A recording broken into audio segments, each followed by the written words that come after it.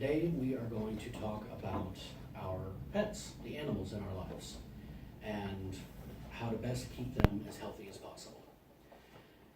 When you were younger, when I was younger, you always watched The Price is Right. Bob Barker always ended every episode by telling people to get their cats or dogs spayed or neutered. When I was a kid, I found that weird. I never understood why anybody, let alone Bob Barker, would care if my dog is fixed or not. But he cares because he, like me, and hopefully you all, he's an animal lover. And making sure that they're spayed or neutered not only helps their health, but it also helps with the population in the area. So we're going to talk a little bit about some of the issues that it can cause if they're not spayed or neutered. Mainly, the biggest issue is health issues. Animals that are not spayed or neutered can face a lot of health issues that spayed or neutered animals don't. Various cancers, for one. Ovarian, uterine, mammary for females, just like with humans.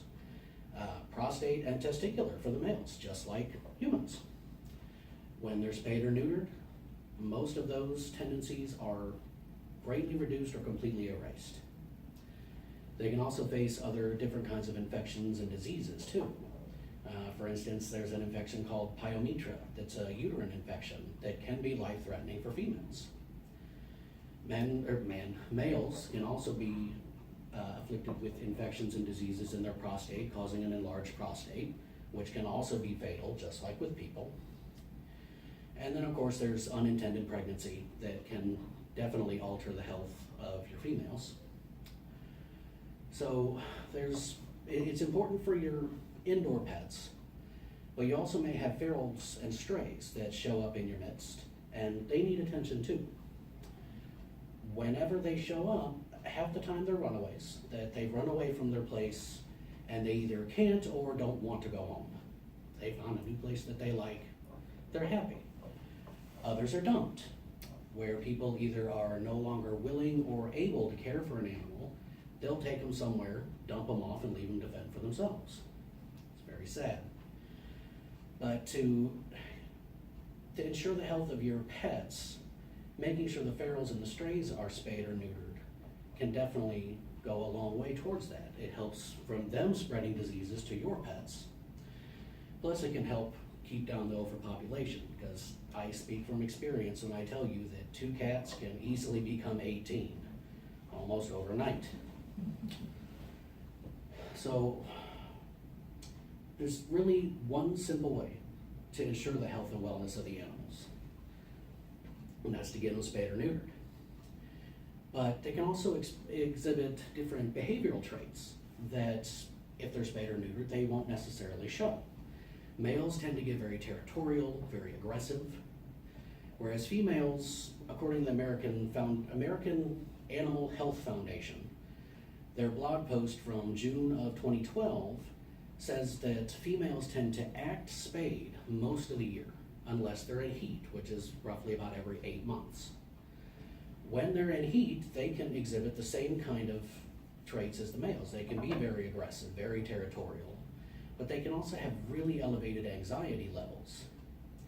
These different things can cause them and the males that can smell them miles away, can cause them to roam, which of course can cause them to get hit by cars, attacked by other animals, all sorts of things that can definitely hurt them. So Cesar Millan of CaesarsWay.org or .com, he also used to host The Dog Whisperer. He even agrees with the American Health Foundation that these behaviors are directly linked to not being spayed or neutered. So his recommendation, along with several vets, is to get them spayed or neutered around 6 months. And if you wait till they're a year old or older, a lot of the bad behaviors that are undesirable may have become habits by that point, and they're not going to go away even once you get them fixed. So get them fixed as early as you can. The simple way to do that is when you adopt them. If you adopt from a shelter or humane society, odds are they're already fixed, so you don't have that to worry about. But if you get them from a breeder or from the lady sitting in front of Walmart with a basket full of puppies, you might have to take care of it yourself. Contact your vet.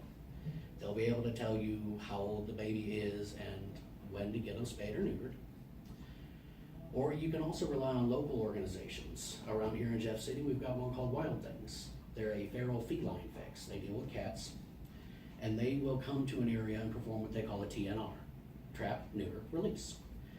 They'll live trap them, they'll take them to a vet, they'll get them spayed or neutered, they'll vaccinate them, and then they'll release them back where they came from with a little notch in their ear that indicates that they've already been fixed.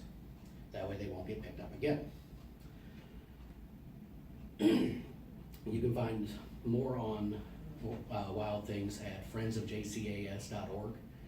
They have already done more than 2,100 fixes to date, just in the Jefferson City area.